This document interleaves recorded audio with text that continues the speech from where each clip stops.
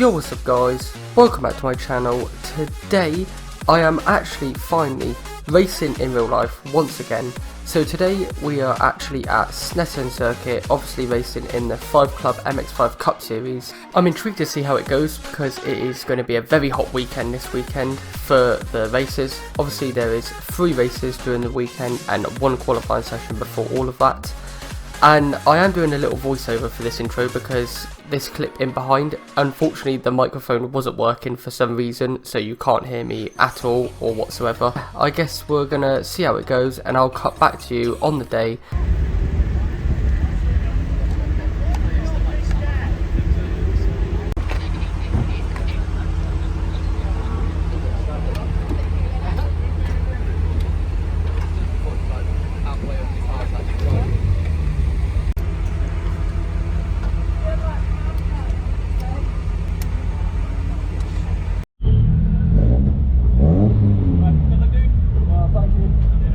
So here we go for qualifying then. I have no clue how this is personally going to go. Obviously I had no testing prior to this in real life. Only thing I've done is on the sim, and obviously that's a completely different environment, but nevertheless we go out on track. We do have a bit of pace to start with after bedding the brakes in nicely. As you can see, we made a few overtakes on the first couple laps, and actually didn't look too bad and too shabby, to be fair. I was actually quite happy with how it was going. Unfortunately the GoPro is vibrating like that for some reason, I'm not too sure why. It was as tight as I get it on the roll cage, but unfortunately that's just how it's going to be. But nevertheless we will cut onto my fastest lap of the session, which actually happened to be lap 3, because I actually had a pretty good tow down all the straights from a car just ahead of me, and I didn't catch him enough in the corners for him to compromise me at all.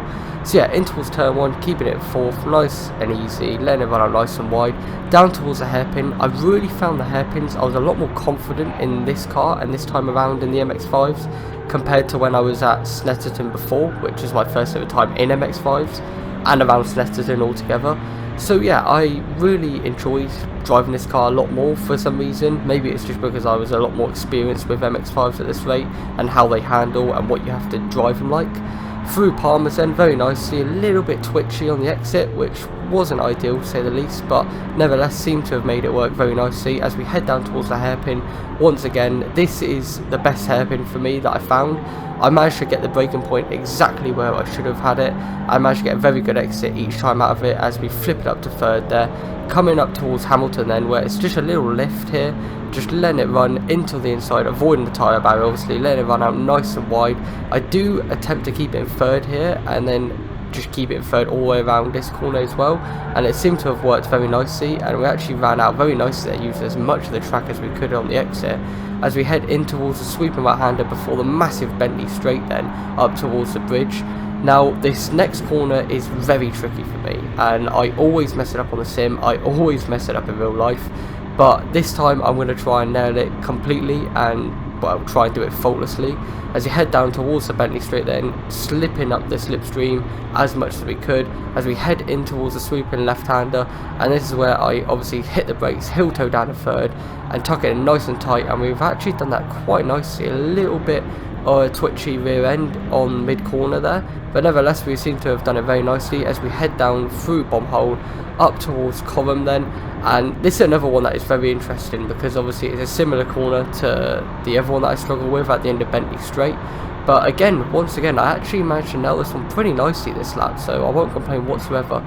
Just showing a lot more experience I am compared to when I was around this track before in the MX-5s. Still a little bit twitchy on the exit, but nevertheless seem to have made it fairly decently, and now we obviously have the slipstream all the way down the start finish straight, and we come across the line to set a 2:28.6 I think it was, so not too bad of a lap, and I won't complain whatsoever. Unfortunately we didn't improve from that lap 3 because we either had traffic ahead of us or we just made little mistakes on our other laps where we were actually alright. But yeah, that is the end of the qualifying session then, as we head back in towards the paddock area, obviously on the exit of turn 3 as it is instructed to, and that is the end of our qualifying as we have qualified in P22 out of 43. We've just done practice / quali, P22, about middle of the field. not the greatest of results. I know I could do better. Usually I'm a little bit better in race specs anyway, so hopefully we can do a little bit better in race 1. You can probably hear I'm not exactly too well, so I apologise about that. But you know what, we'll try our best. The team are just sorting out the car now, just getting it ready for race 1, getting some fuel in it, checking it all over, so yeah. So guys, we've just done our briefing. Yeah, just gone through a little things. After practice, I was lucky enough to actually not have any problems with track limits, but a lot of people did, so yeah, that was very interesting to say the least. They actually brought up a couple images and screenshots of people that actually did go off. Luckily, like I said, I wasn't one of them. Fingers crossed it will stay like that all weekend, but you know me of track limits. The car's pretty much ready. We're just letting it cool down a little bit. No clue how first race will go. Starting 20 seconds, so basically bang right in the middle of the grid. Let's do this, boys. So, first race of the weekend then. This was on the Saturday afternoon, or coming on evening at this point, because it's about 5 PM this race. As you can see, it's a bit of an interesting format, this one, because there is no green flag lap, so we basically come out of assembly and straight on the grid, and we get ready to go racing here then, and it is lights out, and away we go. We actually get a very good start off the grid, which I won't complain about whatsoever, managing to make up a move straight away. Unfortunately, a few people did manage to jump me, as you can see, coming down my inside here. I wanted to be a little bit conservative, because obviously, like I said, 43 cars on track at once is crazy.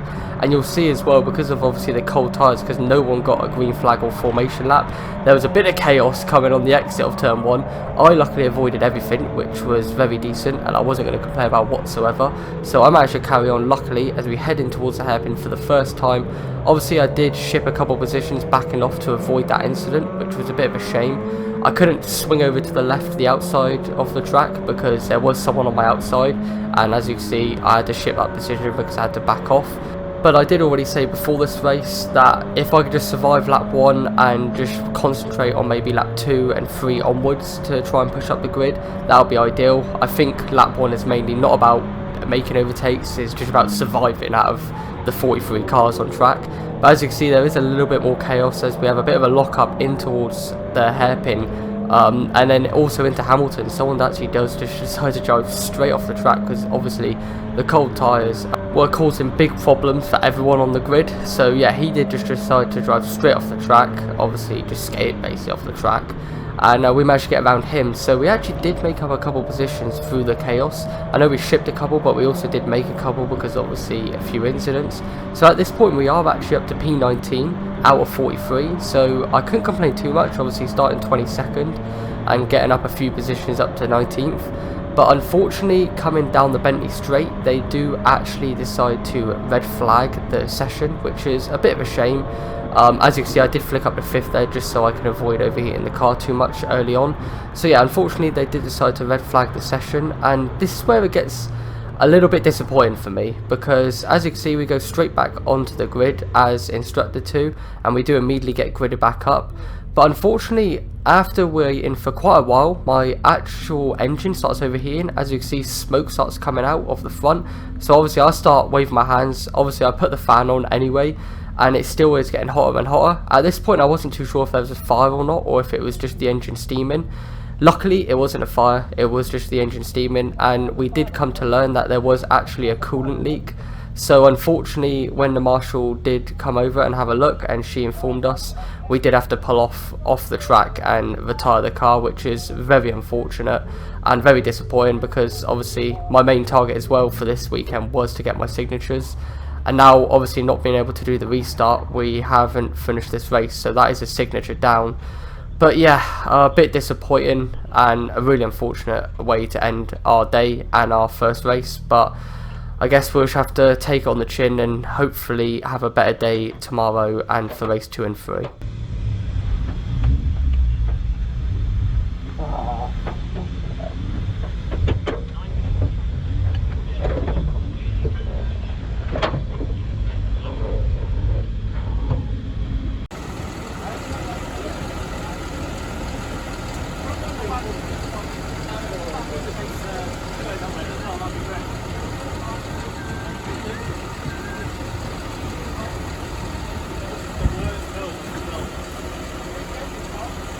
The next day. Alright boys, we got Mr. Peter here. He's come 5 hours just for today. I came to watch the MR2. Yeah, and the MR2. No, I came just to watch the MR2. Just the MR2, fair enough.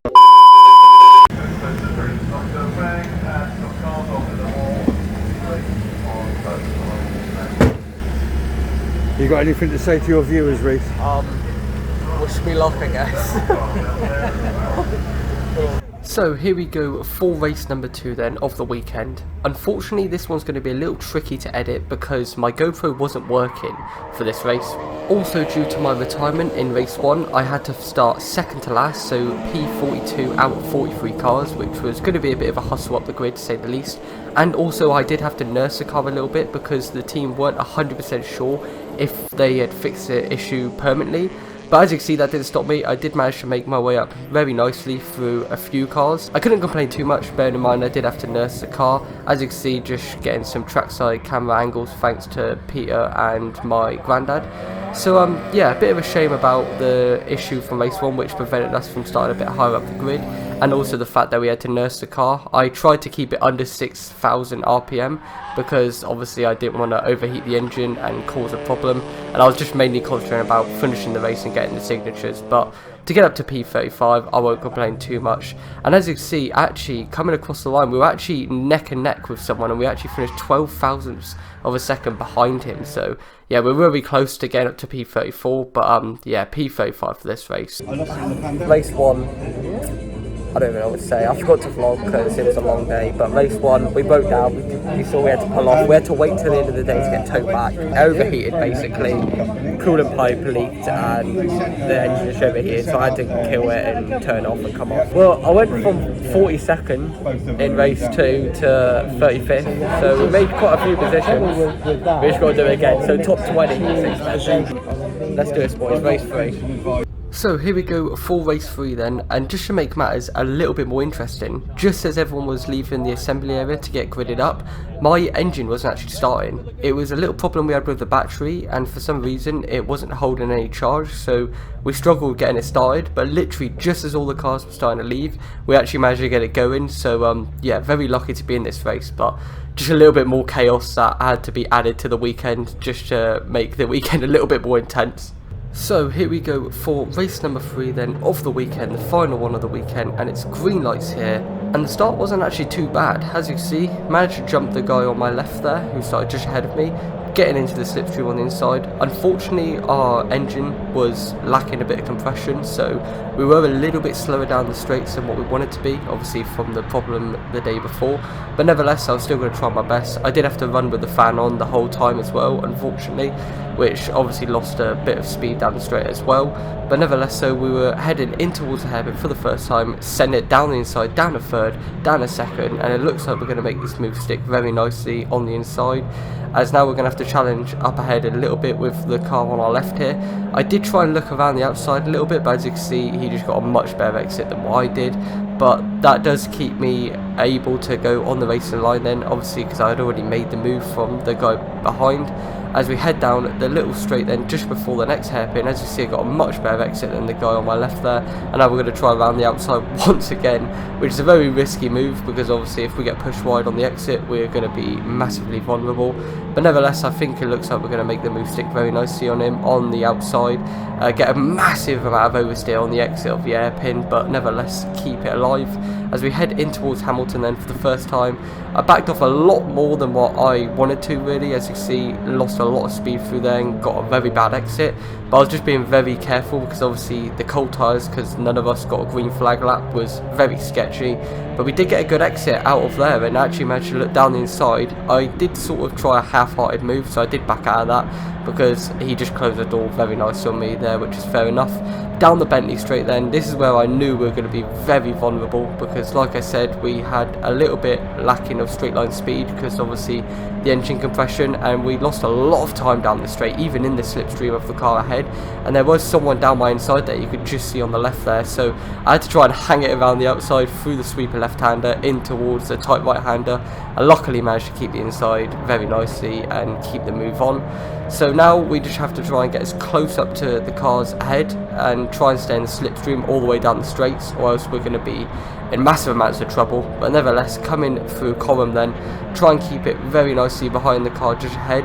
I can see his line was a little bit dodgy through here, so I did have to watch out and make sure I didn't go into the back of him, and he broke extremely early there, as you can see on the brakes, extremely early, and I kind of compromised my exit speed because obviously he compromised his massively as well, so I did manage to get around the blue car on our right there, and so did he, but unfortunately obviously the straight line speed is lacking once again, and because of my bad exit it didn't help me out whatsoever. But I was finding into the corners, I was a lot quicker than the cars ahead, so I knew that's where I had to make my time and make my places, was into the corners and on the exit of corners. As you can see, I managed to get around the outside there of the car on the exit of the hairpin and in towards Palmer's, so I'll take that nevertheless, and we get a very good exit here, and this might be another move on here. Get a little bit of slipstream, we look it down the inside, and well, I kind of tried to scare him off the line here as we just send it down the inside, really late on the brakes, a lot later than him. And well, he actually releases the brakes there mid-corner, so I think he tried to keep the move around the outside, but push him wide on the exit very nicely, made the move stick perfectly. So the next car was the black one just ahead, and as you see I was a lot more aggressive in towards Hamilton this time, and especially into this corner. I really like this one as we heel toe down to third, and as you can see get a much better exit in him on the exit and getting the slipstream. Obviously next is Bentley straight, so I am going to struggle massively down this straight once again. But the one benefit is I'm so close to him that I will get a little bit of slipstream, but it looks like he gets a really bad exit there, and that actually compromises my exit a little bit as well. But somehow I get a good enough exit to actually get him down the Bentley straight, even with the straight line speed that I have. I managed to still make the move stick very nicely. I think he did try and keep it on the inside here, as you can see, but I did try and just send it around the outside here, keeping him on the inside for that corner, but then I have the inside for the next one. Very nicely made the move stick perfectly, and he did back out quite early, so that was one good thing. So yeah, it was going to be a little bit tricky now because obviously we have a bit of a gap to the cars ahead, but like I said, through the corners that's where I was catching them, and I actually did manage to catch him a few laps later. It did take me quite a while to catch him because like I said, they were so far ahead and they were just slipstreaming each other, but I did manage to get them eventually, and this is a very dangerous move. I don't know why I was thinking here, heel toeing down the fourth, down the inside for this corner, and luckily I so late on the brakes I actually managed to make the move stick before this corner, so yeah, didn't get compromised whatsoever there, which was very nice. Next was the green car. I did have to wait a little bit to get the move on him. I was going to try and do it into this last corner here, but I decided better off that and just decided to slipstream down the Bentley straight and try and get him into the hairpin then, and as you can see, done it very nicely there, down to third, down to second. I managed to make the move very good down the inside there, a bit late on the brakes, but managed to just about make it. We did go a little bit wide there on the exit, but can't complain too much. So yeah, now we have a bit of clear air, which was going to be a bit of a pain because obviously the cars behind will have slipstream, but I did manage to pull away from them quite nicely, and luckily for me there was a few incidents just ahead, and as you can see people got compromised for that. One guy just completely went off, so I managed to get around him, and there's another guy that's not too far away, and I think he might be nursing a little bit of an issue, so that could be helpful for me very nicely. And as you can see I did actually catch him on the final lap, but unfortunately he was still a little bit too far ahead. Until he decides to lock up at the hairpin and compromise himself massively, and that closes me up completely, so now I do actually have a chance to probably get him. And into the hairpin a couple corners later I actually do just decide to send it. It was a little bit of a half-hearted move, and I kind of tried to scare him off the line, and it actually worked brilliantly because as you can see he just completely runs wide, and we made the move stick very nicely on the final lap then. So yeah, very interesting race 3, and it went a lot better than I expected, obviously pushing the car a little bit more, still nursing a little bit, but at least with this race I was letting it go up to about 7,000 RPM before I was upshifting and pushing it a little bit more. And we come around the final corner then very nicely, don't go off wide this time like I did in my first MX-5 race around here. But we're going to come across the line in P24 out of 43, which I will definitely take. Made 11 positions in this race alone, so yeah, I'm very happy with that result.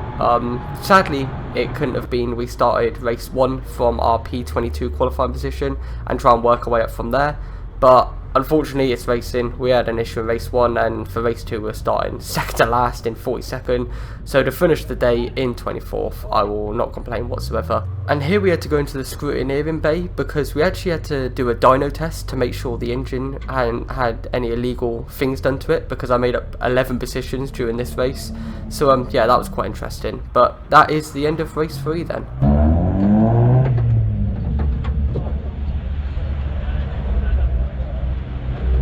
Said, I don't like this car at all.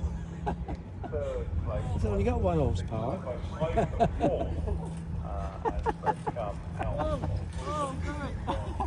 It's awkward to ride, isn't it? Yeah, you right? Yeah. Alright, so boys, we finished our day here at Snetterton. Race 3, much better than race 2, and especially better than race 1. Absolutely loved it. Got the most overtakes out of anyone with 11 overtakes. Got from 35th to 24, which I won't complain about whatsoever. Car felt much better. I didn't have to nurse it as much in that 3rd race, well, 2nd race of the day, but 3rd race altogether, so I won't complain too much. So yeah, I'm well happy with that. The weekend started off a little bit rough, but we thankfully managed to improve a bit and, well, obviously get a slightly decent result, about midfield altogether. But yeah, I guess I'll leave this video here.